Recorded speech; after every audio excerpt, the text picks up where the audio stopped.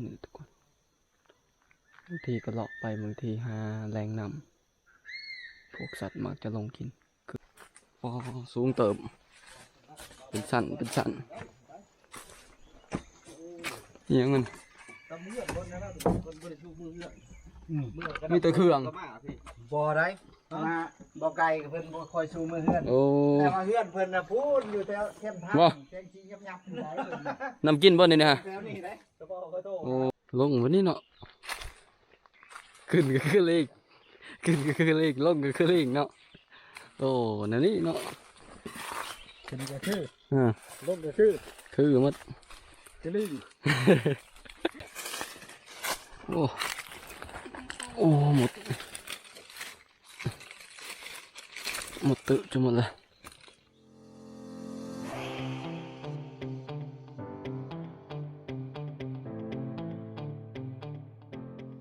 สบายดีทุกคนสบายดีคือเก่าเด้อทุกคนเด้อถือว่าบ่ได้ถ่ายคลิปเป็นเดือนแล้วอย่าเฝ้าตื่นได้แต่ว่ามื้อนี้มีโอกาสเด้อทุกคนแต่ว่ามื้อนี้สิพากันขึ้นภูนะแต่ว่ามีทีมงานหลายไปมื้อนี้ฮะมื้อนี้เฮาก็มาสู่อ้ายดำเงินนะนี่สบายดี FC เบาจึกแฮกเลอร์เฮาสิไปทางใดอันนั้นอีกตามเบาไก่ไปชมทบกับเบาไก่อีกเพิ่นก็ไปนำบ่ไปได้เบาไก่คนบ่มานหาได้มื้อนี้เพิ่งบ่ได้มื้อนี้อันนี้ได้โอ้เพิ่นเว้าแล้วได้เพิ่นว่าบ่ต้องเอานายพรานใหญ่ไปก็ได้เพราะว่าเพิ่นอันเฮียนวีซ่าแล้วเพิ่นว่าตัวเองก็เฮียนวีซ่ายังโอ้คนมันหมานแล้วเพิ่นเพิ่นก็บ่ได้แล้วไผนั่นแหละเพิ่นนะเอาถือว่าไอ้ละเงินใช้น้ำมันมื้อนี้แหละทุกคนไปมื้อนี้ก็ว่าขี่รถไปก็ประมาณ2 ชั่วโมงกว่าๆพุ่นแหละทุกคนเพราะว่าทางมันยากเนี่ยนะพุ่นแหละทุกคนพุ่นแหละพอกันอยู่ที่กระแสนพุ่นแหละบ่เคยนัดกันมื้อเก่าพุ่นแหละหาพวกไอ้ไก่นะไปทุกคนมื้อนี้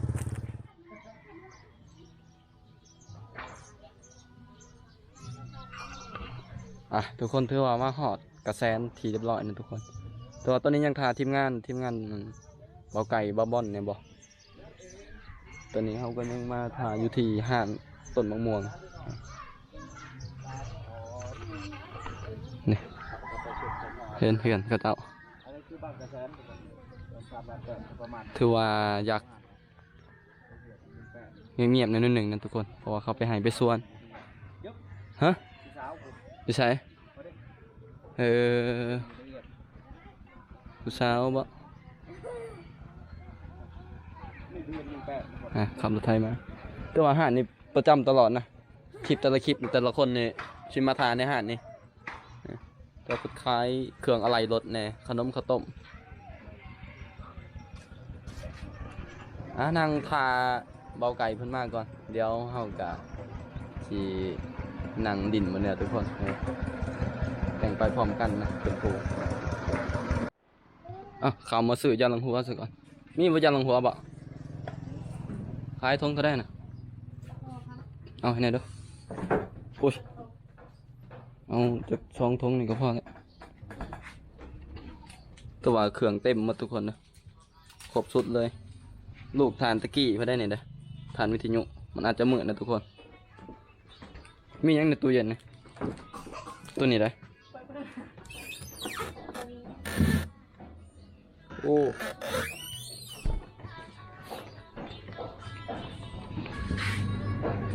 ตัวเต็มขนาดเอาตัวไหนปะเอาเต็มร้อยเข้าโรงเรียนบ่นี่ฮะมีห้องยังอยู่ในบ้านนี่ซะอันนี้หาได้แสดงว่าเดินทางใกล้เติบได้ยิ้มอีกคนนี้ ลูกสาวบ่เท่าไรเนี่ยรวมหมดเนี่ย12มีอยู่บ่เงินเนี่ยติดหนี้ก็ได้แล้ววะมาจากจ่าย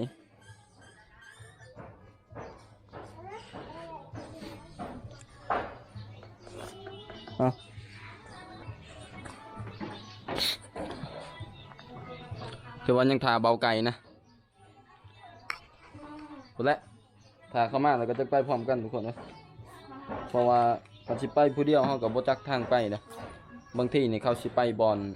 ใหม่อีกนะที่เขาเคยไปเนี่ยมันก็ต่างกันแต่ก่อนนะทั่วบริขึ้นพูนี่ก็โอ้จะจักเดือนวะ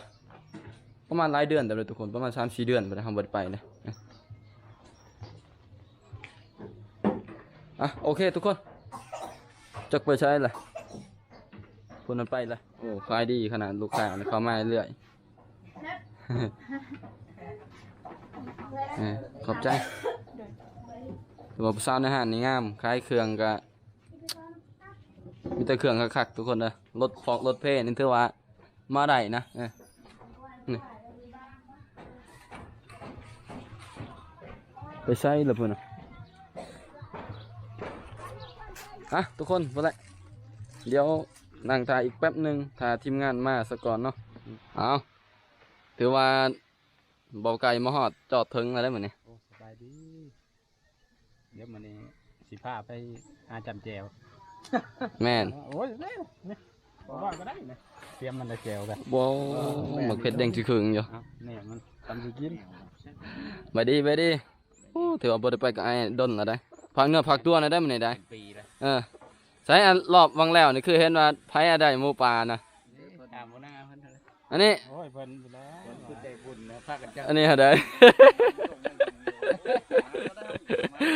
กู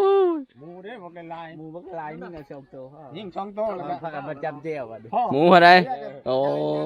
ตัวบ่มันกินหมากยังซะ หมากปาง หมากปางที่เฮากินน่ะบ่เออ โอ้ยอยู่ ไปมื้อนี้เดี๋ยวถ้าบ่บอลมาจักหน่อยแล้วเฮาก็เดินทางไปต่อหน้าเรื่อยไปแล้วทุกคนที่เฮาเคยไปแตะเก่านั่นแหละเอ้าบัดนี้พุ่นแหละคาสิว่าตัดภาพก็ไปฮอดผู้พุ่นแหละทุกคนหรือว่าสิถ่ายการเดินทางไปเรื่อยๆนะเรียบร้อยแล้วทุกคนบอกเงินไปก่อนเพราะว่าแฟนคนเติมแล้วนะนี่จะเห็นตัวแดดแต่ทุกคนโคตรแดดเลยตัวเขาไม่ได้มาในก็หลายเดือนแล้วประมาณ3-4 เดือนนั่นแหละไม่ได้ขึ้นมาปูก็ว่าถ้าขึ้นโซนนี้ฮันโอ้ตัวได้4-5 เดือนทุกคนถ้าขึ้นโซนนี้ตั้งแต่ช่วงย่ำฝนเดือน8เดือนกันยายนเดือนสิงหาคมทุกคนถือว่าเขามาในรอบนี้เองก็เป็นในรอบที่แบบว่าเราดูแรงมา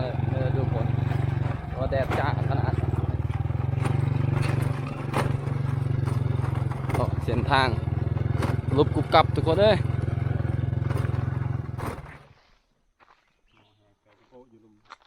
อยู่บนนี้ป่ะ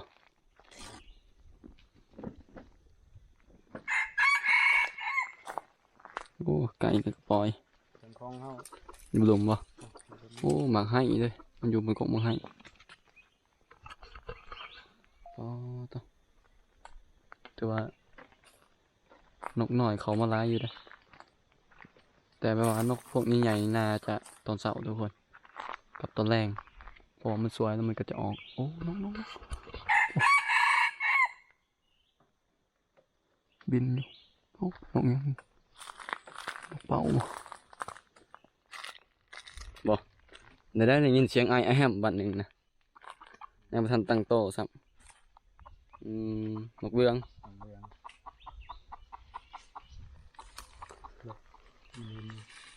มีแล้วแนวมันเห็นถือว่าตอนเสาร์มันจะเข้าร้ายกว่าตอนเที่ยงอีกทุกคนเนาะนกเนี่ยตอนเสาร์กับตอนแรงก็บอกไม่ได้ดอก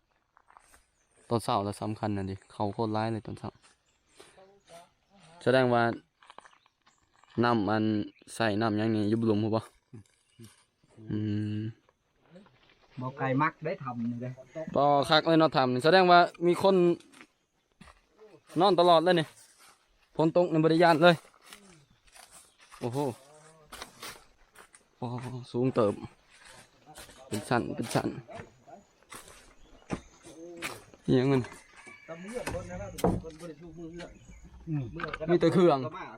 บ่ได้มาบ่ไก่เพิ่นบ่คอยชูมือเฮือน โอ้ แต่ว่าเฮือนเพิ่นน่ะพูนอยู่แถวเข้มทาง บ่ แกงชียับๆอยู่ไหน น้ำกินบ่นี่นะฮะ แถวนี้ได้ตะบ่ก็โต โอ้ ว่ามันดื้อเลย ไทยอยู่นอกไม่ได้เอาอยู่ พวกไม้นี่ก็มาถือน้ำบ่อนี่เป็นตลอดเลย คนมักไทยแล้วเนี่ยเพิ่นก็ลายได้บอลนั้นบอลนี่ พอลงมานี่เย็นคักขนาดทุกคนเลยแต่ว่าน้ำนี่ก็สบายเลยเด้อจุบนพักเศร้าเลย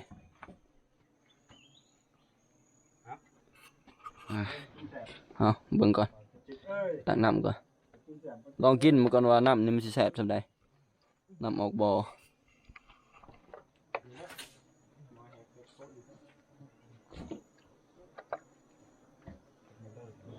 ซึ่งว่ามี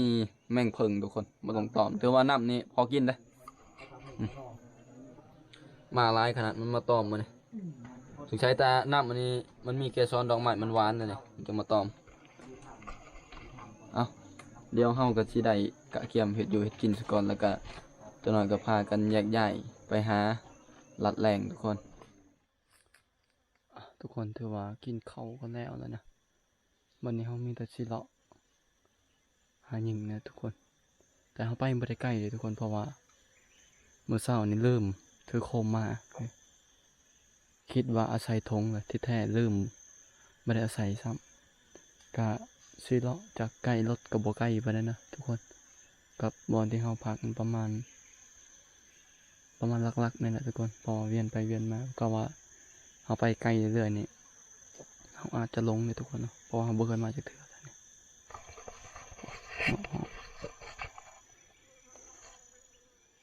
มีกินได้ยินเสียงกันกระแตห้อง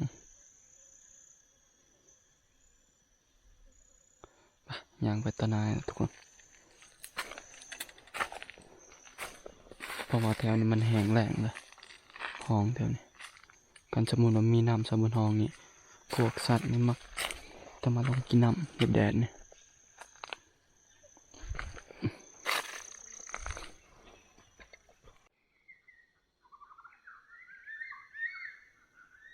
ต่อเสียงนกทุกคนพี่ลึกเลย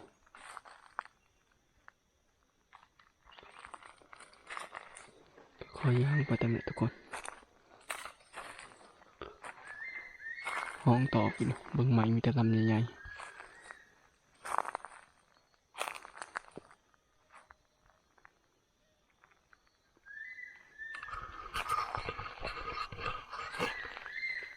สิคอยย่างเลาะไปตามนี้ทุกคน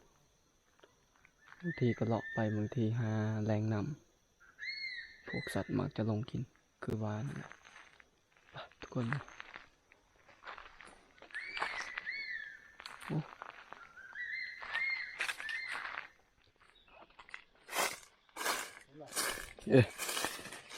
โอ้โอ้หมดตึจะหมดเลย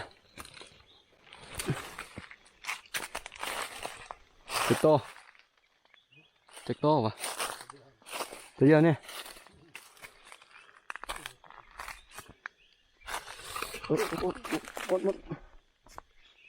หมดแดงครบ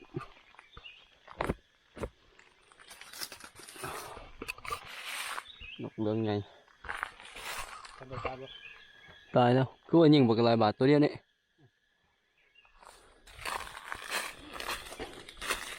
เอาไก่ขึ้นมาถึงเลย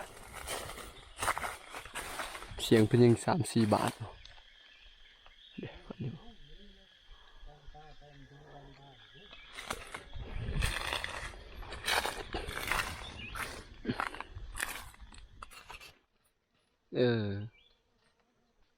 ลงวันนี้เนาะขึ้นก็คือเลขลงก็คือเลขเนาะโอ้นั่นนี่เนาะขึ้นก็คือ ลงก็คือมัดคือลิง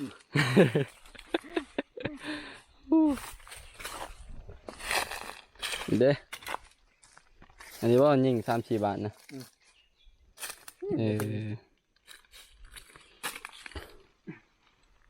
โอ้เขาคักเลย พอแล้วปีงจำแจวซองไงเด้ซองเต็มเลยได้ซองเลยแต่อันนี้มีเวียกด้วยกับมันว่าจะได้กลับก่อนแล้วเวียกจำเป็นแห้งเลยบัดนี้เสร็จเมื่อเอามาก่อนจ้ะตัวเองก็ไม่ได้จากเมื่อไปได้แล้วกับมันแถ เขาโทรมาปะ อืม เออ ก็โทรมาแล้วก็ยายซะแตะมือเช้านี่บ่บอกเด้อ อืม นั่นแหละจึงได้บอกก่อนบอกอันบ่ทำเงินนะ โอเคโอเค อืม อ่ะเดินทาง จะลืมได้บอกนะ ฮะ ลืมได้บอกนะ เออ โอกาสหน้ามาอีก แต่มื้อเช้านี้เขาบ่บอกพอมาฮอดจอแล้วเมื่อกี้นี้เขาเจ้าโทรมามันมีสัญญาณมันนะ อืม แล้วก็เลยว่า เออ ดูกลับกันเนาะ กลับก่อนแต่คอยบ่ได้จะกลับแล้วน้ำมันก็เติม เห็นได้สิอยากจะเป็นอะไรนั่นแหละทุกคนเด้อคือว่าเขาค่าเวียกนะเขาบอกไกลแล้วบอกว่าฝากบอกให้ลำเงินแน่จนนั้นว่าถามหานะจนนั้นว่าเมื่อละคือแบบบอกกันนะแต่เขามีเวียกนึงเวียกทางบ้านแล้วทุกคนเขาโทรมามันมีสัญญาณเมื่อกี้นี่นั่นแหละทุกคนพอละโอกาสหน้าอีกจังได้มานำเบาไกลแต่เขาก็บ่ได้อยากเมื่อดอกเฮ็ดว่าได้เวียกมันสำคัญนะทุกคนจังได้ก็พอละจะเดินทางเมื่อเลยทุกคนบัดนี้ได้โอ้ยเปลี่ยนมุมกล้องทุกคนเด้อแม่งไหม้ลายจึงได้กับคลิปนี้วิดีโอนี้ก็จะจบเพียงแค่นี้ทุกคนแล้วพบเพาะวิดีโอหน้าได้ทุกคนสำหรับคลิปนี้ขอกลับคำว่าสบายดีเด้อทุกคน